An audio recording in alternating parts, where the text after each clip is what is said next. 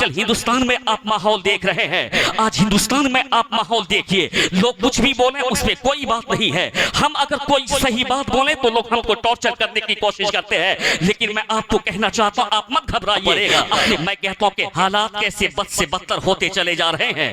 آج ہم ہندوستان میں رہتے ہیں، اس ہندوستان کو آزاد کرانے کے لیے کسی اور پیشوا نے جہاد کا فتویٰ نہیں دیا تھا، ہمارے ہی مذہب کے پیشوا جس کو علامہ فضل حق خیرآبادی کہا جاتا ہے، اس نے دہلی کی سرزمین پر قلم اٹھاتے ہوئے نہ فکر کی کہ جان میری لی جائے گی، نہ فکر کی کہ مجھ کو سزا دی جائے گی، اس نے اپنے وطن کی محبت میں حضور کی حدیث پہ عمل کرتے ہوئے حضور نے فرمایا ہے حب الوطن نصف الایمان، وطن کی محبت آدھا ایمان ہے۔ میں نوجوانوں کو کہنا چاہتا ہوں کہ تم ضرور گفتگو سنا کرو تاکہ سرکار کی سیرت سنو اور لوگوں کے سامنے میں پیش کر دیا کرو، اپنے مذہب کی پیورٹی سنو دوسروں کے سامنے میں پیش کر دیا کرو، اپنے مذہب کی مضبوطی سنو دوسروں کے سامنے میں پیش کر دیا کرو۔ میں کہتا ہوں کہ علامہ فضل حق خیرآبادی نے یعنی فتوی جہاد دیا تھا اور اس پر بڑے بڑے اکابر 33 علماء کرام نے اپنی تائید فرمائی تھی، اور احمد اللہ شاہ مدراسی ہو، چاہے رضا علی خان ہو، مفتی عنایت احمد کاکوٹی ہو، چاہے دوسرے لوگ ہوں، اس نے ہندوستان کو آزاد کرانے کے لیے اپنی جان قربان فرما دی حضور کی حدیث پہ عمل کرتے ہوئے۔ میں کہتا ہوں کہ ہم اپنے ملک سے کتنی محبت کرتے ہیں، اتنی محبت کرتے ہیں یار کہ ہم وضو کر کے اپنے رب کو سجدہ اسی ملک ہندوستان میں فرماتے ہیں، اور اتنی محبت ہم اپنے ملک سے کرتے ہیں جب ہم مرتے ہیں تو بلا وضو نہیں بلکہ ہم باغسل ہو کر کے باوضو ہو کر کے کفن کو اوڑھ کر کے اسی ہندوستان کی مٹی میں ہم دفن ہو جاتے ہیں۔ یہ ہماری محبت ہے اپنے وطن سے، یہ ہمارا لگاؤ ہے اپنے وطن سے، یہ ہماری چاہت ہے اپنے وطن سے۔ میں کہنا چاہتا ہوں ہم ہندوستان میں کرائے پہ نہیں رہتے ہیں، یہ بات اپنے دماغ سے تم نکال لو، اور جو خبیث کہتا ہے کہ تم کو فلاں جگہ چلے جانا چاہیے، میں ان سے کہنا چاہتا ہوں کہ تجھے ہی اگر چائنا پسند ہے تو تو چائنا چلا جا، اگر تجھ کو برطانیہ پسند ہے تو تو برطانیہ چلا جا، اگر تجھ کو آسٹریلیا پسند ہے تو تو آسٹریلیا چلا جا، اگر تجھ کو امریکہ پسند ہے تو امریکہ چلا جا،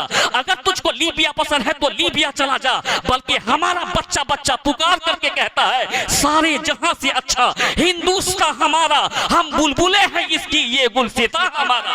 نعرہ تکبیر، نعرہ رسالت، مولانا غلام غوث رضا مرکزی۔ واہ! یعنی تجھ کو اگر چائنا پسند ہے تو تو چلا جا چائنا، ہمارا تو بچہ کہتا ہے سارے جہاں سے اچھا ہندوستان ہمارا، ہم بلبلے ہیں اس کی یہ گلستاں ہمارا۔ یہ ہمارا نعرہ مدرسوں سے دیا جاتا ہے۔ یہ 15 اگست اور 26 جنوری کو ہم اپنے وطن کی محبت لوگوں کے سامنے میں رکھتے ہیں، اور میں کہنا چاہتا ہوں کہ ہم اپنے وطن عزیز سے محبت فرماتے ہیں۔ میں کہتا ہوں کہ جو لوگ بکواس کرتے ہیں اسے اپنے گریبان میں جھانکنا چاہیے، جو لوگ دوسروں پہ انگشت نمائی کرتے ہیں اسے آچرن میں اپنا دیکھنا چاہیے۔ ہم وطن کے وفادار ہیں، ہم نے کل وطن کو آزاد کرانے کے لیے اپنے علماء کی قربانی دی تھی، اپنے پیشواؤں کی قربانی دی تھی، ہم نے ہندوستان کو سجانے کا کام کیا ہے، یہ ہمارا لگاؤ اپنے وطن سے ہے۔ میں آپ کو کہنا چاہتا ہوں ہر آدمی کو اپنے وطن سے لگاؤ ہوتا ہے، ہونا چاہیے کہ نہیں ہونا چاہیے، وفاداری اسی کو کہا جاتا ہے۔ تم اگر رہتے ہو ملک پور میں تو تم کو ان سے لگاؤ ہونا چاہیے، وفاداری اسی کو کہا جاتا تم رہو ہندوستان میں تو تم کو ہندوستان سے لگا ہونا چاہیے، وفاداری اسی کو کہا جاتا ہے تم رہو انڈونیشیا میں تو تم کو انڈونیشیا سے لگا ہونا چاہیے، وفاداری اسی کو کہا جاتا ہے تم رہو برطانیہ میں تو تم کو برطانیہ سے لگا ہونا چاہیے۔ جب سب کو اپنے ملک سے لگاؤ ہوتا ہے اس کو وفاداری کہا جاتا ہے۔ اگر کوئی فلسطین میں رہے وہ اپنے وطن سے محبت فرمائے تو یہ کون سا جرم ہے؟ اگر کوئی بیت المقدس کے پاس رہے وہ اگر مسجد اقصی کی حفاظت کرے یہ کون سا جرم ہے؟ وہ اگر اپنے وطن کی حفاظت کرنے کے لیے اپنے بچوں کو قربان کرے یہ کون سا جرم ہے؟ وہ اپنے جوان کو شہید کرائے یہ کون سا جرم ہے؟ یہ جرم نہیں ہے بلکہ یہ تو اپنے وطن سے محبت ہے۔ میں آپ کو کہنا چاہتا ہوں آج کل ہندوستان میں آپ ماحول دیکھ رہے ہیں، آج ہندوستان میں آپ ماحول دیکھیے، لوگ کچھ بھی بولیں اس پہ کوئی بات نہیں ہے، ہم اگر کوئی صحیح بات بولیں تو لوگ ہم کو ٹارچر کرنے کی کوشش کرتے ہیں، لیکن میں آپ کو کہنا چاہتا ہوں آپ مت گھبرائیے، اپنے پیغمبر کی فارمولے پہ عمل کر کے آپ دیکھیے، آپ مت کہیے کہیے گا یہ قصور کسی اور کا ہے، یہ کہیے گا یہ قصور تو ہمارا ہی ہے۔ اگر ہم نے اپنے پیغمبر کی بات پہ عمل کیا ہوتا تو زمانہ ہم کو آنکھ نہیں دکھاتا، بلکہ زمانہ تو ہماری غلامی کرتا ہوا نظر آتا۔ جیسے کہ ہم نے ایران میں اپنا جھنڈا نصب کیا تھا، سارے ایرانی اسلام کے جھنڈے کے نیچے آ گئے تھے۔ ہم نے روم میں اپنا جھنڈا نصب کیا تھا، سارے رومی اسلام کے جھنڈے کے نیچے آ گئے تھے۔ آج تعداد تو ہماری بڑھتی چلی گئی ہے، لیکن ہمارے اندر دین کی محبت کم ہو گئی ہے، شریعت پہ پابندی کم ہو گئی ہے، شریعت سے لگاؤ ہمارا کم ہو گیا ہے۔ میں آپ کو سمجھانا چاہتا ہوں، کل تعداد کم تھی لیکن اللہ نے کامیابی ہم کو عطا کی تھی، یعنی لاکھ لوگوں نے وہ کام کر کے دکھایا تھا۔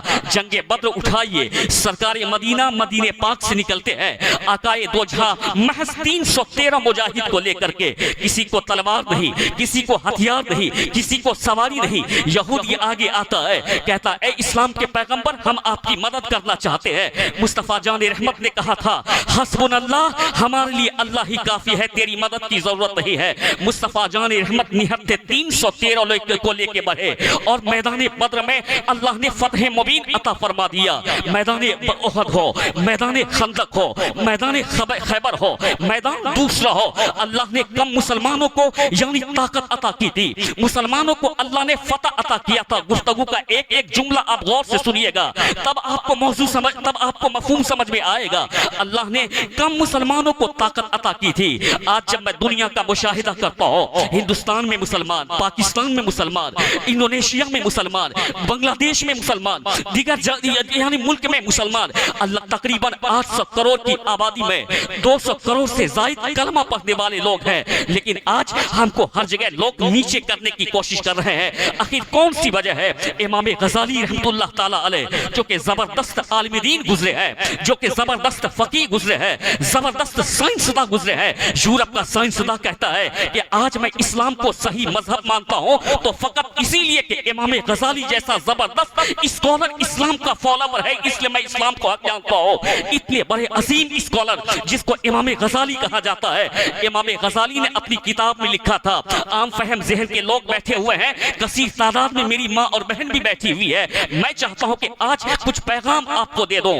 یعنی امام غزالی نے اپنی کتاب میں لکھا ہے، ایک عبادت کرنے والا جو رات دن اللہ کی عبادت کرتا تھا، لیکن اس کو کسی نے خبر دی کہ یہاں کے چند عبادت کرنے والے لوگ اب اللہ کی عبادت نہیں کرتے ہیں بلکہ ایک درخت کی عبادت کر رہے ہیں۔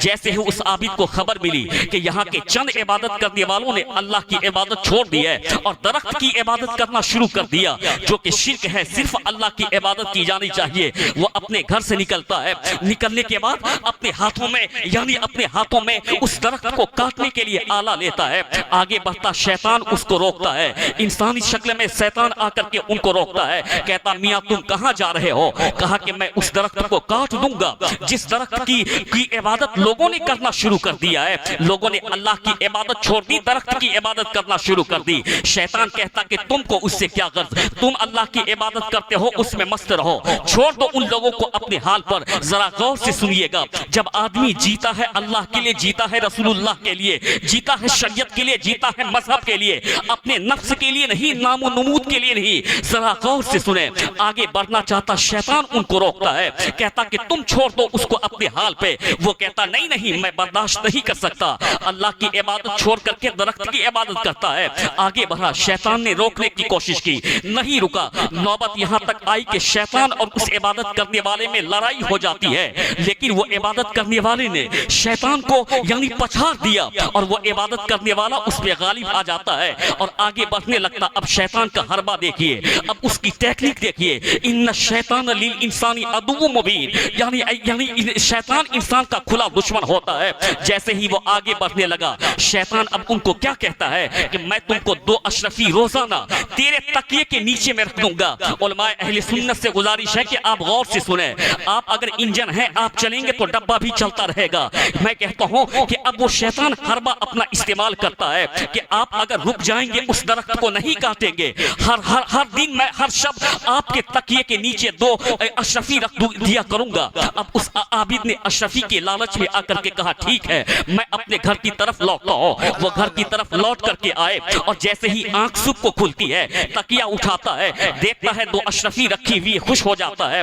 پھر دوسری رات سوتا ہے، آنکھ کھلتی ہے، پھر تکیہ اٹھاتا ہے، دیکھتا ہے 2 اشرفی رکھی ہوئی ہے، خوش ہو جاتا ہے۔ تیسری شب سوتا ہے، یعنی تکیہ، پھر اس کے بعد آنکھ کھلتی ہے، تکیہ اٹھاتا ہے، 2 اشرفی رکھی ہوئی، لیکن 3 شب سونے کے بعد چوتھی شب آپ نے اس عبادت کرنے والے نے کیا دیکھا کہ اب اشرفی نہیں رکھی ہوئی ہے۔ پھر وہ اپنے ہاتھوں میں کلہاڑی اٹھاتا اور اسی راستے کی طرف چلا جاتا ہے کہ آج میں درخت کو کاٹ کے رہوں گا جس کی عبادت کرنا یہاں کے عابدوں نے شروع کر دیا ہے۔ جیسے ہی آگے بڑھتا شیطان ان کو روکتا ہے، تو اس عبادت کرنے والے نے کہا تھا کہ تم مجھ کو نہیں روک سکتے، تم نے مجھ سے وعدہ کیا تھا کہ ہر صبح کے وقت میں تم مجھ کو 2 اشرفی دو گے، 2-3 دن تک تو تم نے مجھ کو 2 اشرفی دی، لیکن آج تم نے مجھ کو اشرفی نہیں دی، آج میں اس درخت کو کاٹ کے رہوں گا۔ آگے بڑھتا ہے، شیطان سے مقابلہ ہوتا ہے، شیطان آج اس عبادت کرنے والے کو پچھاڑ دیتا ہے اور عبادت کرنے والا ان سے ہار جاتا ہے۔ تو شیطان سے عبادت کرنے والے نے پوچھا تھا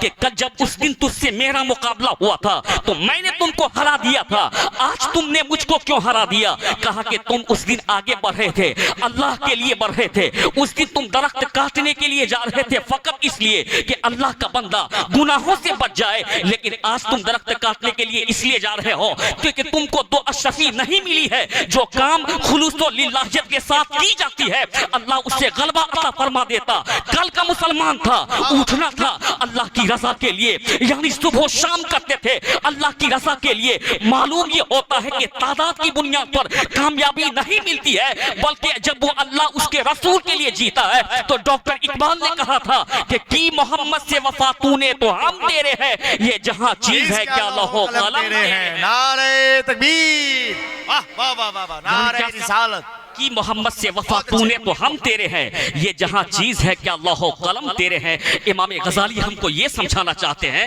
کہ انسان جب اپنے نفس کے لیے کوئی کام کرتا ہے تو اللہ اسے فتح نہیں عطا فرماتا ہے۔ مولا علی کو شیر خدا کہا جاتا ہے، جس بھی جنگ میں آپ جاتے تھے تو کافر کی مجال کے آپ کے سامنے میں آئے، لیکن مولا علی نے آج تک کوئی بھی تلوار اپنے لیے نہیں اٹھائی۔ ایک جنگ میں آپ نے کسی خبیث کو پٹک دیا تھا، ان قریب آپ اس کے سر کو تن سے جدا فرما دیتے، اتنے میں حضرت علی اس سے ہٹ جاتے ہیں۔ تو کسی صحابی نے پوچھا تھا کہ مولا علی موقع تو بڑا اچھا تھا کہ آپ ان کو یعنی قتل کر دیتے، لیکن آپ نے آخر وقت میں کیوں چھوڑ دیا؟ حضرت علی کا جملہ سنیے، اپنے دل کو روشن کیجئے۔ اس نے کہا تھا کہ میں تب تک تلوار چلا رہا تھا اسلام کے لیے، اسلام کی اشاعت کے لیے، اسلام کی بقا کے لیے، لیکن میں نے جیسے ہی ان کو پٹکا اس نے مجھ کو تھوک دیا۔ اب میں نے تلوار نہ چلائی، لوگ یہ نہ سمجھے کہ علی نے اپنے تھوک کا بدلہ لیا ہے۔ کیا مطلب؟ معلوم یہ ہوتا ہے کہ آج ہماری تعداد تو بڑھ گئی انڈونیشیا، پاکستان میں، یعنی عربستان میں، لیکن کتنے لوگ ہیں جو اللہ کے لیے جیتے ہو، کتنے لوگ ہیں جو مذہب کے لیے جیتے ہو؟ میں کہتا ہوں کہ جو اپنا جلسہ آباد نہ کر پاتا ہو وہ بھلا اپنی یعنی وہ بھلا اس سے میں دین کے نام پر مر مٹنے کی بات کو کیسے قبول کر سکتا ہو؟ جو یعنی اپنی مسجد کو آباد نہ کر پاتا ہو وہ نبی کے نام پہ جان دے گا، یہ ایسا نہیں ہو سکتا ہے۔ جو اپنی مسجد کو سجدوں سے سجا نہیں پاتا ہو وہ نبی کے نام پہ مال لٹا دے گا، میں اس کو قبول نہیں کر سکتا ہوں۔ میں کہنا چاہتا ہوں کہ تعداد تو بڑھ گئی، محبت نہیں ہے دل میں، یعنی تعداد تو بڑھ گئی، نیت پہ پختگی نہیں ہے، تعداد تو بڑھ گئی لیکن ہمارے اندر وہ جذبہ نہیں رہا، وہ خلوص نہیں رہا، اس لیے کافر ہم کو آنکھ دکھانے کی کوشش کرتا ہے، ظالم ہم کو آنکھ دکھانے کی کوشش کرتا ہے۔ مصطفیٰ جان رحمت نے 1400 سال پہلے تم کو متحد رہنے کا پاٹ پڑھایا تھا، اتحاد کا پاٹ پڑھایا تھا۔ قرآن کہتا ہے انما المؤمنون اخوہ، مومن بھائی بھائی ہوتا ہے۔ مصطفیٰ جان رحمت نے تم کو مضبوط رہنے کی بات کہی تھی، یعنی اس ہندوستان میں میں کہتا ہوں کہ 3% کے لوگ، یعنی اس ہندوستان میں وہ 3% لوگ وہ اپنی عبادت گاہ جب بناتے تھے، اشارے کی زبان میں آپ سمجھیے گا، 3% والے لوگ جو عبادت گاہ بناتے تھے تو اپنی عبادت گاہ میں نیچی جاتی والے کو نہیں داخل ہونے دیتے تھے، کہتے کہ تو میری عبادت گاہ میں نہیں ہو سکتا ہے۔ ہے. یعنی اس کے یہاں دو قسم کا عبادت گاہ بنتا تھا. ذرا غور سے سنیے, دو قسم کی عبادت گاہیں بنتی تھی. ایک میں بڑی جاتی کے لوگ عبادت کرتے تھے, دوسری میں چھوٹی جاتی کے لوگ عبادت کرتے تھے. لیکن آج ان نے اپنی اونچ اور نیچ کو مٹا دیا. کہا کہ ہندوستان میں حکومت کرنی ہے تو متحد ہونا پڑے گا, اگر دنیا میں نام کمانا ہے تو متحد ہونا پڑے گا. جس کے یہاں عبادت گاہیں الگ ہوتی تھی وہ آج اتحاد کی بات کر رہا ہے. ہر 5% والا اتحاد کی بات کرتا, ہر 3% والا اتحاد کی بات کرتا. قوم مسلم ہندوستان میں کم و بیش 25% کی تعداد میں ہے. یہ اتحاد کی بات نہیں کرتا, یہ محبت کی بات نہیں کرتا, یہ آپس میں اتفاق کی بات نہیں کرتا. میں کہتا ہوں کہ علامہ مفتی سلمان اظہری صاحب قبلہ کا قصور کیا تھا, کیا قصور ہے ان کا؟ اس نے گفتگو کس پہ کی تھی؟ گفتگو فلسطین پہ کی تھی اس نے, گفتگو اسرائیل پہ کی تھی اس نے. اس اسرائیل اور فلسطین کی بات کرتے ہوئے اس نے کہا تھا کہ اسرائیل کا ظلم بڑھتا چلا گیا, ظلم کا کنڈم کیا تھا. میں کہتا ہوں کہ ظلم کا کنڈم کرنا کب سے برا ہو گیا, ظلم کے خلاف آواز اٹھانا کب سے برا ہو گیا. آپ ان کو پریشان کرتے ہیں, عدالت ان کو رہا کر دیتی ہے, لیکن یہاں عدالت ان کو رہا کر دیتی ہے, لیکن یہاں کا محکمہ اس کو پریشان کرنے کی کوشش کرتا ہے. میں آپ کو کہنا چاہتا ہوں, آج ہر لوگ آواز اٹھاتے ہیں, مسلمان بھی آواز اٹھا رہا ہے, غیر مسلم بھی آواز اٹھا رہا ہے کہ مفتی سلمان اظہری صاحب کی قبلہ کو باعزت بری کرو, مفتی سلمان اظہری صاحب کو باعزت رہا کیا جائے. صرف مسلمان نہیں بولتا ہے بلکہ غیر مسلم بھی بولا کرتا ہے. لیکن شرم آنی چاہیے کانپور میں رہنے والے کوثر مجیدی کو. میں کہتا ہوں کہ تم نے دلالی کا ٹھیکہ کب سے لے لیا, کتنا پیسہ تم کو دیا گیا ہے, یعنی کتنے میں تم بکے ہو؟ کروڑ میں بکا ہے یا تم ارب میں بکے ہو؟ کب سے تم دلالی کرنا شروع کر دیے؟ میں کہتا ہوں کہ تیرا حال بھی ویسا ہی ہوگا جیسا کہ ایک خبیث وسیم کا ہوا تھا کہ دھوبی کا کتا نہ گھر کا تھا نہ گھاٹ کا رہا تھا. افسوس تو تب ہوتا ہے دل کے پھپھولے جل اٹھے سینے کے داغ سے, گھر کو آگ لگئی گھر کے چراغ سے. نعرہ تکبیر, نعرہ رسالت, لبیک یا رسول اللہ. ارے زور سے ہاتھوں کو لہرا کر لبیک یا رسول اللہ, لبیک یا رسول اللہ, اللہم لبیک. میں کہتا ہوں یہ اللہم لبیک کوئی پاکستانی نعرہ نہیں, یہ ایمانی نعرہ ہے. یاد رکھنا اللہم لبیک. میں کہتا ہوں کہ اگر کوئی ایجنسی والے سنتے ہو تو سن لو غلام غوث رضا قادری کو, یہ پاکستانی نعرہ نہیں, یہ ہمارا ایمانی نعرہ ہے.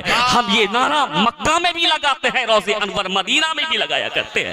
یہ ہمارا ایمانی نعرہ ہے. اس لیے ہر جلسے میں اس نعرے کو عام کر اللہم لبیک, اور گھبرانے کی کوئی ضرورت نہیں ہے. جو مرد مجاہد ہوتا ہے اللہ اس سے امتحان لیتا ہے تاکہ منصب بڑھا دوں, مقام بڑھا دوں, اس کا رتبہ بڑھا دوں. یہ کوئی نئی بات نہیں ہے. کل مجاہد ملت جیل میں گئے تھے, اس کے جیل میں قدم رکھنا تھا کہ اس کے قدم کی برکت سے حق کی جیت ہو گئی تھی. مکہ المکرمہ میں سرکار تاج الشریعہ کو ہتھکڑی لگایا گیا تھا, لیکن اس کی برکت یہ تھی کہ پورے حرمین میں اعلان کر دیا گیا ہر آدمی اپنے مسلک کے مطابق عمل کر سکتا ہے, سب یعنی اپنے مسلک کے مطابق چل سکتا ہے. میں کہنا چاہتا ہوں یہ ان کے قدم کی برکت ہے. یعنی کل جس کو علامہ رئیس القلم کہا جاتا ہے, علامہ ارشد القادری 2 سال تک جیل میں رہے, اور جیل میں رہنے کے بعد آپ نے اتنا بڑا کام کیا تھا. اسی جیل میں آپ نے زیر و زبر لکھی, اسی جیل میں آپ نے زلزلہ لکھ کر کے باطل کے ایوان میں زلزلہ پیدا فرما دیا. آج مفتی سلمان اظہری اگر جیل گئے ہیں تو اسلام کمزور نہیں ہوگا, اسلام مضبوط ہوگا اور غالب ہوتا چلا جائے. نعرہ تکبیر. ارے سب کے ہاتھ اٹھ جائے بھائی, بالکل ایمانی تیور میں عجب جذبے میں جذبات میں, اس لیے کہ نبی کے عشق کی بات ہے, نبی کے ناموس کی بات ہے, اور تحفظ ناموس رسالت کے نام پر اس وقت جو جان دینے کی بات کر رہے ہیں وہ ان کی بات کر رہے ہیں. آئیے محبتوں کے ساتھ نعرہ لگائیے, نعرہ تکبیر, نعرہ رسالت, علامہ غلام غوث رضا مرکزی. واہ اس لیے میں کہنا چاہتا ہوں کہ اسلام کمزور نہیں ہوگا, یعنی اسلام کو مضبوط ہوتا چلا جائے گا. شہادتیں ہوتی ہے, اسلام اور مضبوط ہوتا چلا جاتا ہے. میں کہتا ہوں کہ اسلام کیوں مضبوط ہے, یہ صدقہ ہے کربلا والوں کا, یہ کمال ہے اون و محمد کی شہادت کا, یہ کمال ہے علی اصغر کی شہادت کا, یہ کمال ہے علی اکبر کی شہادت کا, یہ کمال ہے قاسم کی شہادت کا, یہ کمال ہے یعنی امام پاک کی شہادت کا. میں کہتا ہوں کہ ظلم کی حکومت हुकूमत आती है लेकिन ज्यादा दिनों तक नहीं रहती है। मैं कहता हूँ कि मौला अली ने बहुत पहले हमको पैगाम दिया था कि कुफ्र की हुकूमत रह सकती है, जुल्म की हुकूमत नहीं रह सकती है। मैं कहता हूँ कि हिटलर बहुत बड़ा जालिम था। जब मजदूर गए थे जर्मनी में उनसे बात करने के लिए, हिटलर ने रविवार के दिन गोलियों से भून दिया था, जिसको खूनी रविवार के नाम से जर्मनी में याद किया जाता। क्या आज हिटलर का नाम कोई लेता? सब थूकता है हिटलर के ऊपर में, फिरौन को थूकता है जमाना, यानी नमरूद के ऊपर दुनिया थूकती हुई नजर आती है। न हिटलर का वजूद है, न फिरौन का वजूद है, न यानी किसी नमरूद का वजूद है, न किसी जालिम का वजूद है। मैं कहता हूं कि यानी यजीद बहुत बड़ा जालिम और जाबिर था। उसने करबला में जुल्म की इंतहा कर दी, लेकिन इमाम पाक ने सब्र की इंतहा फरमा दी। तो आज तारीख ये बता रही है कि यानी यजीद का जुल्म हार गया है, इमाम का सब्र जीत गया है। हर नजर में हुसैन, हर जिगर में हुसैन, हर शहर में हुसैन, हर मोहल्ले में हुसैन। हुसैन जिंदा है दस्तूर जिंदगी की तरह, शहीद मरते नहीं आम आदमी की तरह। हुसैन जिंदा है यानी शहीद मरते नहीं आम आदमी की तरह। यजीद डूब गया शाम के अंधेरों में, हुसैन फैले हैं दुनिया में रोशनी की तरह। नारे तकबीर, नारे रिसालत, वाह वाह वाह वाह वाह। यानी हुसैन जिंदा है दस्तूर जिंदगी की तरह, शहीद मरते नहीं आम आदमी की तरह। यजीद डूब गया शाम के अंधेरों में, हुसैन फैले हैं दुनिया में रोशनी की तरह। इसलिए मैं कहता हूँ कि सब्र कीजिए ऐसे हालत में, अपने अपने रब से नाता जोड़ने की कोशिश कीजिए। कुछ कीमती पॉइंट मैं आपके सामने में रखना चाहता हूँ। ये बातें मैंने इसलिए रखी ताकि आपकी जहन साजी कर दे। आप गुफ्तगू नहीं सुनना चाहते फौरन चले जाते ताकि आपका एक मूड बन जाए। हुजूर ने क्या फरमाया था? तुम मोमिन मोमिन हो। आज पूरी दुनिया समझ रही, ईसाइयत समझ रही है कि अगर स्ट्रॉन्ग होना है तो आपस में मुत्तहिद हो जाओ। आज यानी यहूदियत इस बात को तस्लीम कर रही है, स्ट्रॉन्ग होना है तो मुत्तहिद हो जाओ, जिसके पैगंबर ने कितना अच्छा फॉर्मूला अता फरमाया था। हुजूर ने क्या कहा था कि चाहे मुसलमान अरबिस्तान का हो, चाहे इंग्लिस्तान का हो, चाहे या कहीं का भी हो, लेकिन वो मुसलमान अगर है तो एक दूसरे का भाई है। सरकार कहते हैं कि मोमिन पूरी दुनिया का ऐसे ही आपस में है जैसे कि तुम एक इमारत को देखा करते हो। इमारत कैसे बनाते हैं मियाँ? हम एक ईंट रखते हैं, उस ईंट के ऊपर में मसाला रखते हैं, फिर दूसरी ईंट रखते हैं, उस ईंट के ऊपर में हम मसाला रखते हैं। आज हमारे यहाँ इल्म तो आ गया है, बच्चे स्कूल में पढ़ने लिखने लगे, लेकिन अदब में पीछे हैं, मोहब्बत में पीछे हैं, इत्तेफाक में पीछे हैं, इत्तिहाद में पीछे हैं, दीन से पीछे हैं, नमाज से पीछे हैं, रोजे से पीछे हैं। बच्चों को डॉक्टर जरूर बनाना, लेकिन पहले दारुल उलूम की चटाई पे बिठाना। डॉक्टर को इंजीनियर जरूर बनाना, पहले दारुल उलूम की चटाई पे बैठाना। डॉक्टर को यानी बच्चे को स्कॉलर जरूर बनाना, पहले दारुल उलूम की चौखट पे बैठाना। यानी बेटे को यानी दुनिया का ऑफिसर जरूर बनाना, पहले दारुल उलूम की चौखट पे बैठाना। मैं कहना चाहता हूं अगर दारुल उलूम की चटाई पे बच्चा बैठ करके डीएम बनेगा, दारुल उलूम की चटाई पे बैठ करके बच्चा अगर डॉक्टर बनेगा, दारुल उलूम की चटाई पे बैठ करके बच्चा अगर ऑफिसर बनेगा, तो बच्चा अपने दीन का गद्दार नहीं मुस्तफा का वफादार होगा। जहां जहां जाएगा इस्लाम की खुशबू लेता चला जाएगा, बदलेगा नहीं बल्कि एक जमाने को बदलने की कोशिश करेगा। यानी अगर वो दीन दारुल उलूम की चटाई पे बैठेगा। अल्लाहु अकबर, या रसूल अल्लाह, जिंदाबाद जिंदाबाद, वाह, बहुत अच्छे। इसलिए बच्चे को पहले दारुल उलूम की चटाई पे बैठा, फिर अपने बच्चों को दुनियावी इल्म से आरास्ता कर। जरूरत है हमारे समाज को डॉक्टर की, जरूरत है हमारे समाज को इंजीनियर की, जरूरत है हमारे कम्युनिटी को यानी ऑफिसर की, लेकिन नहीं, नबी का वफादार होना चाहिए। यानी सीने में कुरान का इल्म रखने वाला हो, यानी शरीयत मुस्तफा को समझने वाला हो। दीन को छोड़ करके डॉक्टर, इंजीनियर, स्कॉलर बनना ये सब नाकामी है, लेकिन दीन पे अमल करना, दीन पे अमल करते हुए अपने बच्चों को डॉक्टर बनाना, इंजीनियर बनाना, समझो कि दुनिया और आखिरत दोनों में कामयाबी की निशानी है।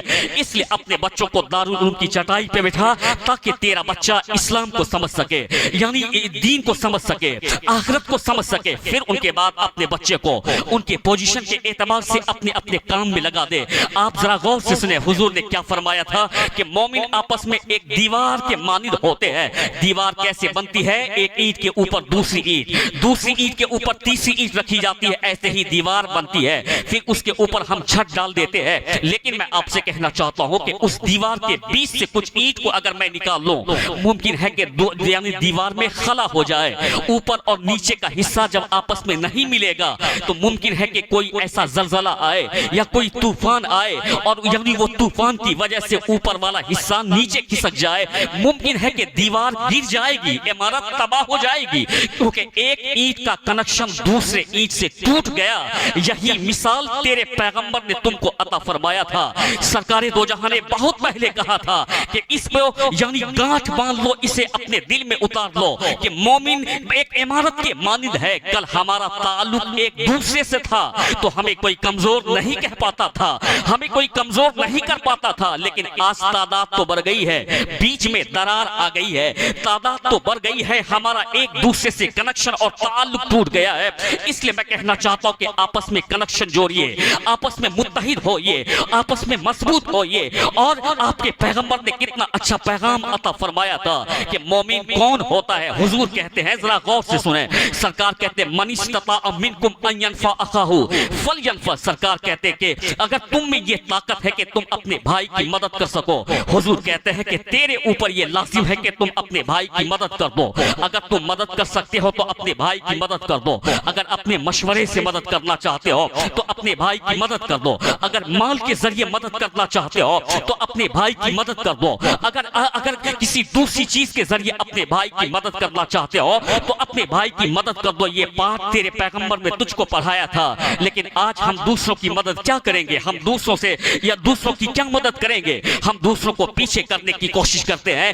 یہ کام مومنوں کا نہیں تھا، لیکن یہ کام ہمارے اندر آ چکا ہے۔ جو کام دوسروں کا تھا آج وہ آپس میں متحد ہو رہے ہیں۔ اگر یعنی ایک غیر مسلم کی دکان بازار میں ہے، اگر اس کی دکان ڈیمیج ہوتی ہے، ایک مرواڑی سے تم کو سیکھنا چاہیے کہ اگر بازار میں اس کی دکان ہے، اس کی دکان ڈیمیج ہوتی ہے تو سارے لوگ آپس میں مل کر کے اس سے پوچھتے ہیں کہ تیری دکان کیوں بازار میں ڈیمیج ہو گئی؟ باقی لوگوں کی دکان تو چل رہی ہے۔ وہ کہتا کہ بھائی میرے پاس پیسے نہیں ہیں کہ میں مال لا سکوں کلکتہ سے، میں مال لا سکوں پٹنہ سے، میں مال لا سکوں یعنی دلی سے، میرے پاس پیسے نہیں۔ تو وہ سارا آدمی ایک ساتھ آ کر کے کہتا ہے کہ میں تم کو پیسے دیتا ہوں، تم مال لاؤ، اسے منافع کماؤ اور اس کے بعد تھوڑا تھوڑا کر کے تم مجھ کو ادا کر دینا۔ میں کہتا ہوں کہ آج اس کی یونٹی کو دیکھیے، اگر ایک دکان ڈیمیج ہوتا ہے تو سارے لوگ اکٹھا ہو کر کے اس کو اٹھانے کی کوشش کرتے ہیں، اس کو آگے بڑھانے کی کوشش کرتے ہیں۔ ہمارا سماج، مسلم سماج، اگر کسی کی دکان ڈیمیج ہو تو ہم خوش ہو جاتے ہیں کہ اچھا ہوا اس کی دکان ڈیمیج ہو گئی، اچھا ہوا کہ اس پہ مصیبت آ گئی، اچھا ہوا کہ اس پہ یعنی آفت آ گئی۔ یہ کام ان کا تھا، اس نے کرنا شروع کر دیا، جو کام ہمارا تھا ہم نے اس کو چھوڑ دیا۔ اس لیے میں کہنا چاہتا ہوں کہ ان سے ہمیں سبق لینا چاہیے کہ وہ کیسے متحد ہوتے ہیں، اپنے آدمی کو اٹھانے کی کوشش کرتے ہیں۔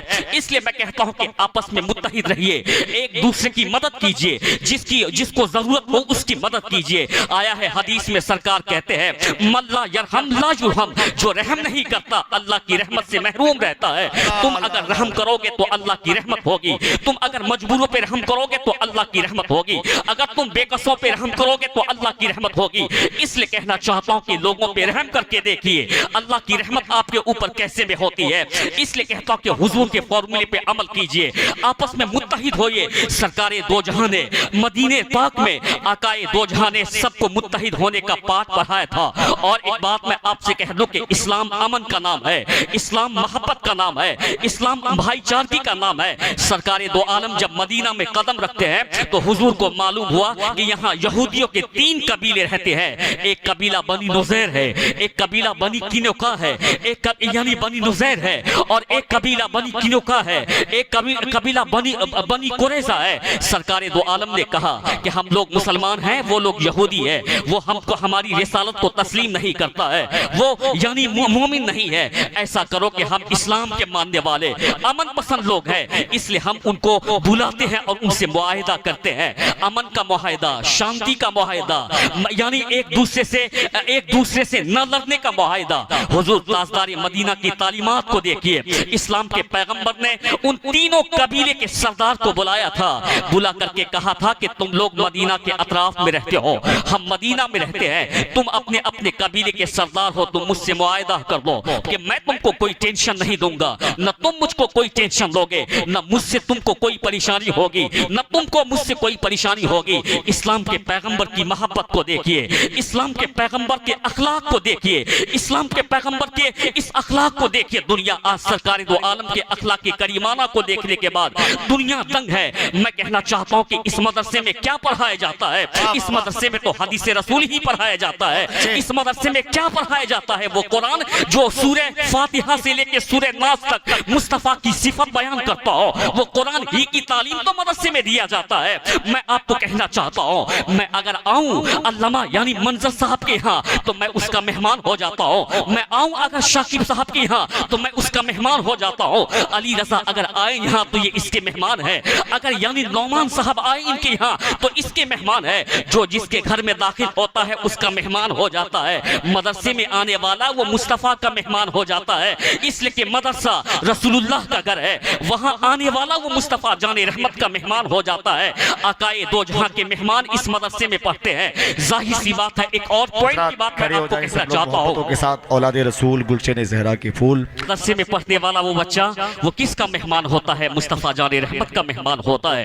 اور ایک مثال میں آپ کو دے دوں، اگر میں علامہ شاکب صاحب قبلہ کے یہاں آؤں مہمانی میں اور اس کے یہاں رکوں، پھر میرے دل میں خیال آئے کہ عصر کے بعد نکل کر کے ذرا گاؤں کو دیکھنا چاہیے، یہاں کی آبادی کیسی ہے، یہاں کا رہن سہن کیسا ہے، یہاں کے لوگوں کا اخلاق کیسا ہے۔ اگر میں 4 بجے کے وقت میں نکلتا ہوں، نکلنے کے بعد روڈ کے کنارے جاتا ہوں، وہاں مجھ کو دوسرے صاحب مل جاتے ہیں اس گاؤں کے۔ اس نے مجھ سے پوچھا کہ آپ کہاں آئے ہیں میاں؟ میں تو اس گاؤں میں آپ کو پہلی مرتبہ دیکھتا ہوں، آپ بیٹھ جائیں اپنی جگہ، آپ کے تمام مہمان آ گئے ہیں، کھڑے ہو کے انتظار کرنے کی ضرورت نہیں ہے۔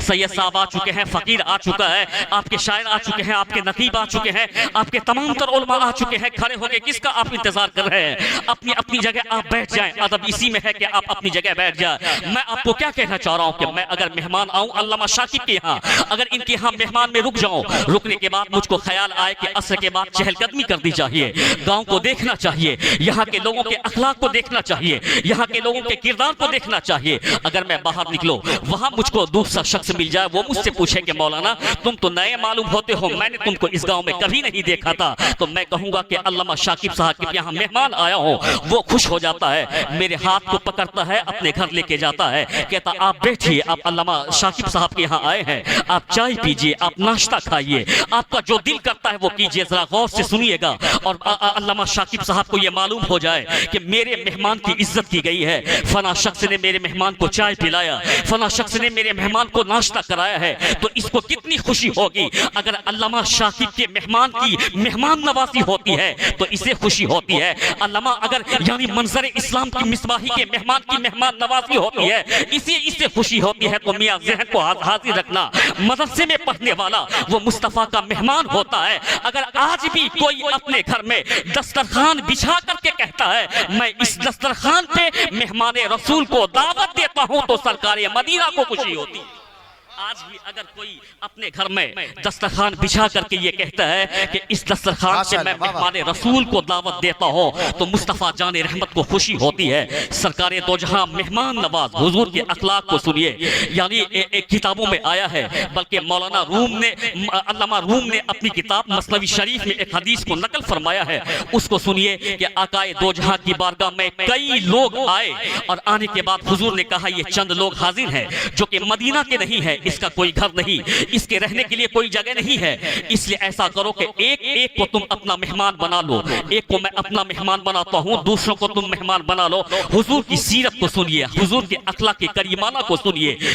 یہ اور بات ہے کہ دنیا ہم کو دیکھ رہی ہے اور ہمارے یہ کیریکٹر کو دیکھ کر کے وہ اسلام کو سمجھنے کی کوشش کر رہی ہے، اس لیے دنیا غلط فہمی میں پڑ جا رہی ہے۔ لیکن کل دنیا یعنی کس کی کیریکٹر کو دیکھتی تھی؟ کل دنیا کبھی یعنی غوث اعظم کی زندگی کو دیکھ کر کے اسلام کے قریب آ جاتی تھی، کل دنیا غریب نواز کے اخلاق کریمانہ کو دیکھ کر کے اسلام کے قریب آ جاتی تھی، کل دنیا یعنی اعلیٰ حضرت کے اخلاق کو دیکھ کر کے، مخدوم پاک کے اخلاق کو دیکھ کر کے، بزرگوں کے اخلاق کو دیکھ کر کے اسلام کے قریب آتی تھی، اس لیے کہ وہ 100% اسلام پہ عمل کرتے تھے۔ آج ہم اسلام پہ عمل نہیں کرتے ہیں، مسلمان ہیں شراب پیتے ہیں صاحب، مسلمان ہیں بے نمازی ہیں صاحب، مسلمان ہیں گالی بکتے ہیں صاحب، مسلمان ہیں अपने माँ बाप की नाफरमानी करते हैं। दुनिया तो हमको देख रही है और हम ही से इस्लाम को सीखने की कोशिश कर रही है। हमारी हालत इतनी गंदी हो चुकी है, इसलिए इस्लाम पे अमल करें ताकि दुनिया इस्लाम को समझना दुनिया के लिए आसान हो जाए।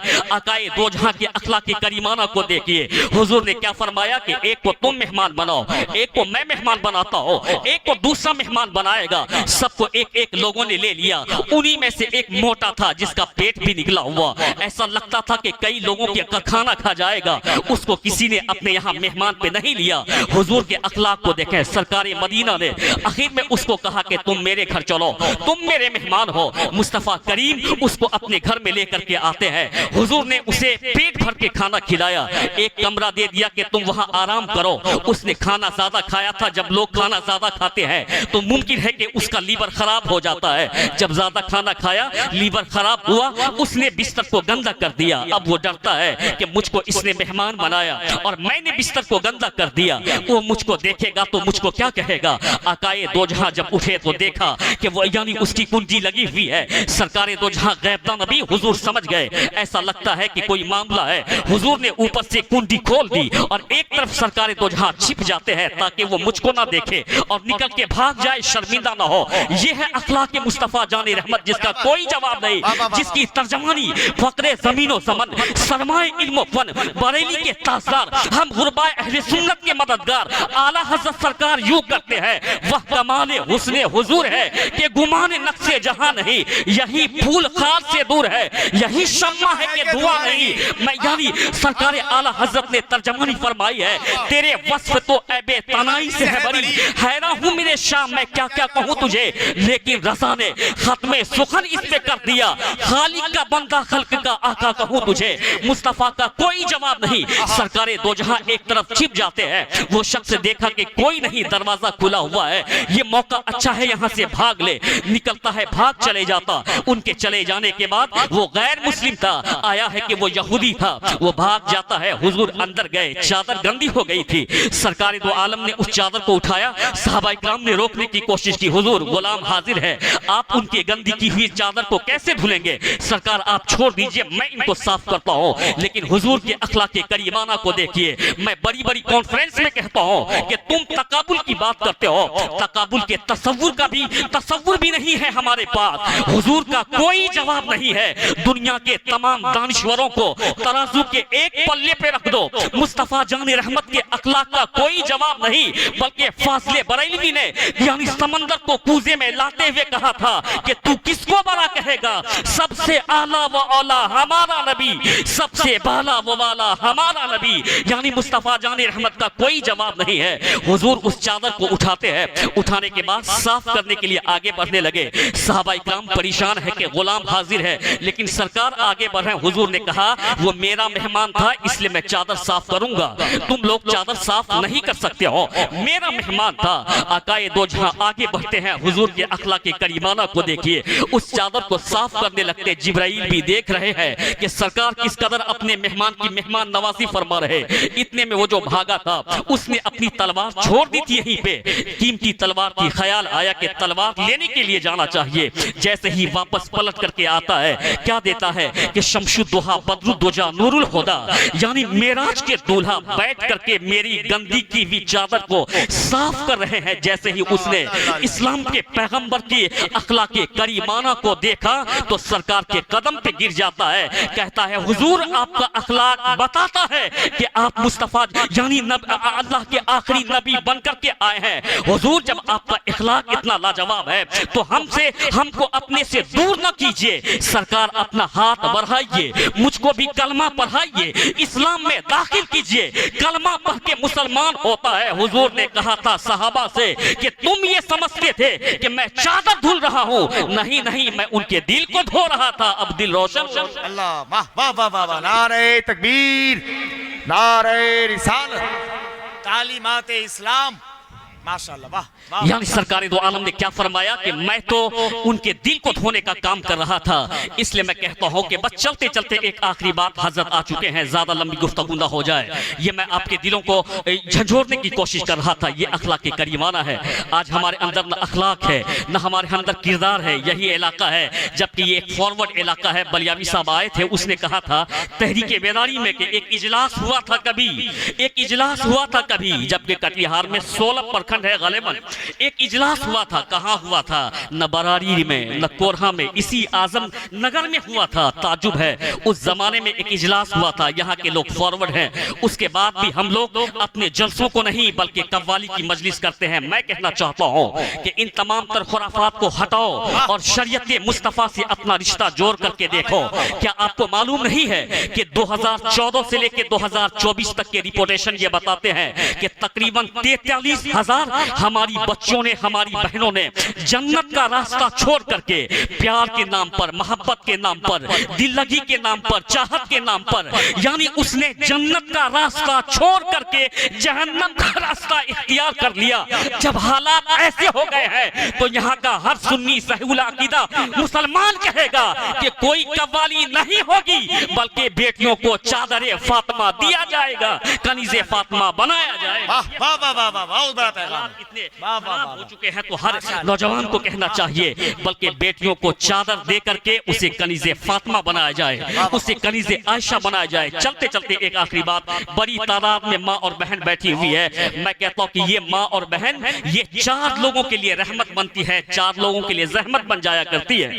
अगर ये बेटी हो तो अपने बाप के लिए रहमत हुआ करती है, अगर ये बहन की सूरत में हो अपने भाई के लिए जहन्नम से रुकावट का जरिया बन जाती है, और अगर ये यानी माँ हो, माँ तो यानी अल जन्नत तो तहता अक़दामिल उम्महात, जन्नत माँ के कदम के नीचे में हुआ करता है। और अगर ये बीवी हो, हुजूर क्या कहते हैं, सरकार कहते हैं इन्ना दुनिया कुल्लहा मताउन खैरु मताइ दुनिया अल मरअतु सालिहा। मैं अपने जवानों को कहना चाहता हूं कि ये लोग शादी के मौके पे 4 व्हीलर को सरमाया समझते हैं, शादी के मौके पे 2 व्हीलर को सरमाया समझते हैं, शादी के मौके पे जमीन को सरमाया समझते हैं। ये कहते हैं कि शादी के मौके पे जहेज की सूरत में जो 4 व्हीलर मिलता है वो सरमाया है, जो 2 व्हीलर मिलती है वो सरमाया है, जो जमीन मिलती है वो सरमाया है, जो मकान मिलता है वो सरमाया है। मैं कहता हूं ये सरमाया नहीं है। तेरे पैगंबर ने कहा, हुजूर कहते हैं इन्ना दुनिया कुल्लहा मताउन खैरु मताइ दुनिया अल मरअतु सालिहा। सरकार कहते हैं कि पूरी दुनिया जमा पूंजी है लेकिन सबसे अच्छी दौलत नेक औरत को हुजूर ने बताया है। नेक बीवी अगर तुमको मिल जाए समझो कि सबसे बड़ी दौलत अल्लाह ने अता फरमाई। ये जानी 4 लोगों के लिए रहमत होती है। अगर बेटी हो, बाप परवरिश करे, इल्म दे उसको और उसको यानी कनीज़े फातिमा बनाए तो बेटी के लिए रहमत होती है। अगर वो यानी बीवी की सूरत में हो, शौहर अगर उसके हक को अदा करे तो समझो कि वो उनके लिए अच्छी दौलत है, वो उनके लिए अच्छा सरमाया है। अगर वो बहन हो, वो यानी अगर बहन हो उसकी हिफाजत करे तो समझो कि वो जहन्नम से रोकने का एक जरिया है। माँ हो तो उसके कदम के नीचे में जन्नत। लेकिन आपने सोचा कि 4 लोगों के लिए जहमत बन जाती। बेटी तो है लेकिन बाप अपनी बेटी को ये नहीं कहता बेटी यानी अपने सर पे दुपट्टा रख ले, बाप ख्याल नहीं रखता है। बेटी यानी नंगे सर रोटों पे फिरती रहती है। कल कयामत के दिन ऐसे बाप को जरूर पूछा जाएगा कि तुमने अपनी बेटी के सर पे यानी सर पे दुपट्टा क्यों नहीं रखा था। तेरी बेटी बिगड़ गई। और अगर बाप न हो, उसका बड़ा भाई हो, अगर बड़े भाई ने अपने बहन को रोक करके ये न कहा कि बहन और औरतों की तरह तेरी आबरू नहीं है, और औरतों की आबरू तो पानी के मिसल है, तुम कनीज़े आयशा हो, कनीज़े फातिमा हो, यानी तुम कनीज़े फातिमा हो, तेरी इज्जत का कोई मोल नहीं लगा सकता है। अगर भाई ने रोकते हुए अपनी बहन को यानी अगर अपनी बहन के उस सर पे दुपट्टा न डाला, कल मैदान क़यामत में भाई भी पकड़ा जाएगा। भाई ने अगर नहीं रोका, अगर वो यानी किसी की बीवी हो और उसकी बीवी नंगे सर चलती हो, पर्दे का कोई एहतमाम न करती हो, तो कल मैदान क़यामत में उस शौहर को भी जवाब देना पड़ेगा।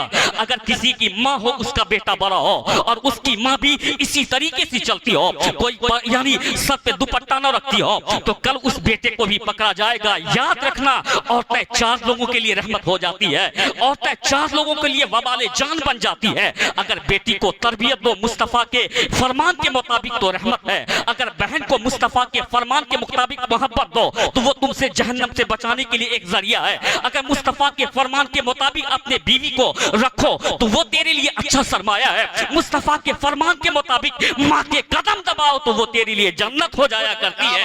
یعنی اس لیے میں کہنا چاہتا ہوں کہ یہ عورت 4 لوگوں کے لیے ماشاءاللہ بہت عمدہ لاجواب. زندہ باد زندہ باد. واہ. ختم کر دیا جائے اور بولا جائے. یعنی میں کہتا ہوں کہ یہ 4 لوگوں کے لیے رحمت ہوتی ہے اور 4 لوگوں کے لیے زحمت بن جایا کرتی ہے. اس لیے چلتے چلتے ایک آخری بات میں آپ سے کہہ دوں, حضرت آ ہی گئے ہیں.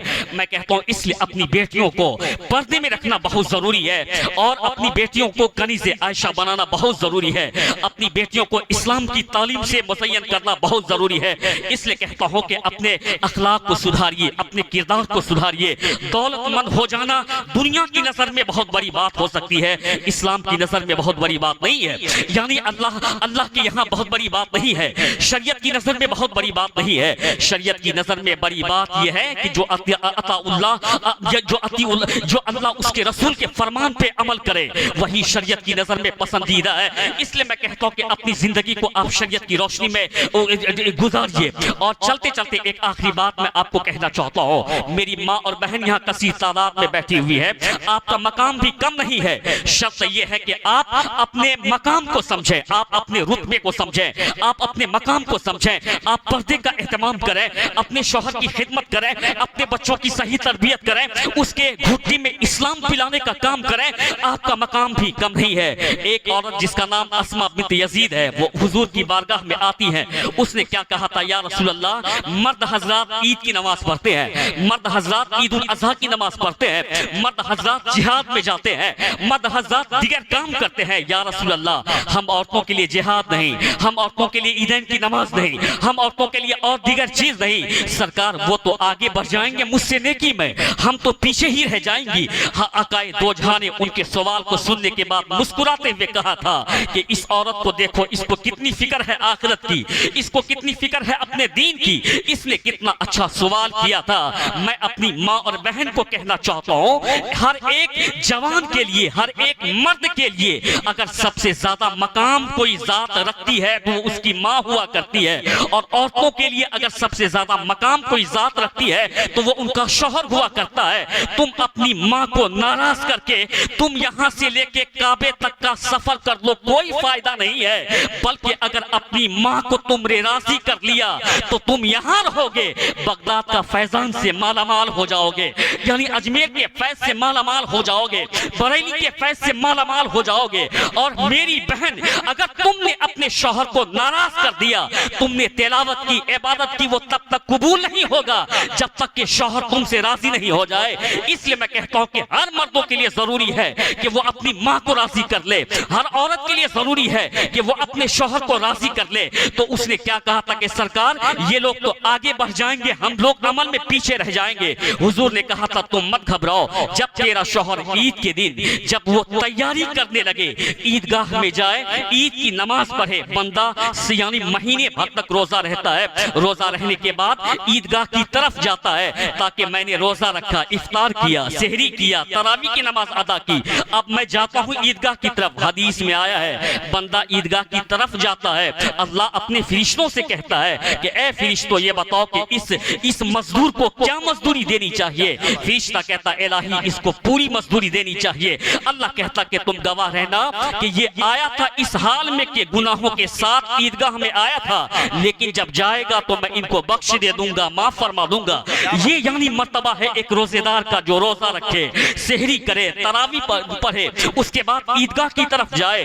اسی لیے اس عورت نے کہا تھا سرکار مرد تو ہم سے نیکی میں آگے ہو جائیں گے, ہم عورتیں پیچھے ہی رہ جائیں گی, سرکار ہم کیا کہیں. حضور کہتے ہیں میری بہن ان کے جملے کو نوٹ کر لیجئے آپ. کہا سرکار دو عالم نے جب تیرا شوہر عیدگاہ جاتے وقت میں جوتا تلاش کرے تم اس کو جوتا لا کر کے دینا, تیرا شوہر عیدگاہ جاتے وقت اگر کرتا تلاش کرے تم کرتا لا کر کے دینا, تیرا شوہر اگر عیدگاہ جاتے وقت تہون تلاش کرے تم تہون لا کر کے دینا. تو تم اگر اپنے شوہر کو عیدگاہ جانے میں مدد کرو گی تو تم کو بھی اتنا ہی ثواب ملے گا جتنا کہ تیرے شوہر کو اللہ ثواب عطا فرمائے گا. کیا پیغام ہے، واہ واہ واہ سرکار دو عالم نے فرمایا کہ تم اپنے شوہر کو اگر تیار کرو گی تو تم کو بھی اللہ وہی ثواب عطا فرمائے گا جو ثواب کہ تیرے شوہر کو دیا جائے گا۔ اس لیے کہتا ہوں کہ مرد پڑھتا ہے تو ایک فرد پڑھتا ہے، اگر بہن پڑھتی ہے تو پورا گھر پڑھا کرتا ہے۔ اس لیے ہماری بہن کو پڑھنے کی ضرورت، دین پہ عمل کرنے کی ضرورت۔ ماں اگر اچھی ہو تو اولاد بھی اچھی ہوتی ہے۔ آپ نے نہیں سنا تھا یعنی حضرت آپ نے نہیں سنا تھا ان کے تعلق سے کہ اس نے کیا کہا تھا اس ولی کامل نے، سلسلہ چشتیہ کے ایک بزرگ جس کو ہم بابا فرید الدین گنج شکر رحمت اللہ تعالیٰ علیہ کہتے ہیں، وہ کیا کہتے ہیں؟ اپنی ماں کے پاس بیٹھ کر کے کہتے ہیں، جس کی ماں نے بچپن کے زمانے میں اس کو نماز پڑھنے کی تعلیم دی تھی، بیٹا نماز پڑھو تم کو شکر ملے گا۔ آج ہے میری ماں، میں واقعہ نہیں سنانا چاہتا ہوں، ہے میری ماں کہ وہ نماز کی تعلیم دے اپنے بیٹے کو، کیا دے گی؟ وہ جب خود نماز نہ پڑھے گی تو تعلیم کیا دے گی؟ ہم خود نماز نہ پڑھیں گے تو بیٹے کو تعلیم نماز کی کیا دیں گے؟ نماز ہی نہیں پڑھتی ہے وہ تعلیم کیا دے گی؟ کل کی مائیں نماز پڑھتی تھی، کل کی مائیں تلاوت کرتی تھی، کل کی مائیں درود پڑھتی تھی، کل کی مائیں عبادت کرتی تھی، اپنے بیٹے کو تعلیم دیتی تھی۔ اس نے اپنے بیٹے کو تعلیم دیا کہ نماز پر اللہ تجھ کو شکر دے گا۔ اور اب ان کے بعد ان کے بیٹے جب بڑے ہوئے ولی کامل بنے، اس منصب پہ پہنچے کہ جس علاقے سے گزرتے تھے اس علاقے کا اگر غیر مسلم اس کو دیکھ لیتا تھا کلمہ پڑھ کے مسلمان ہو جاتا تھا۔ اس کو دیکھنے کے بعد وہ اپنی ماں کے پاس آ کر کے بیٹھ جاتا ہے، بیٹھ کر کے کہا تھا میری ماں یعنی تیرے بیٹے کے چہرے میں اللہ نے، میں اپنی ماں اور بہن کو کہنا چاہتا ہوں تیرا مقام کم نہیں ہے۔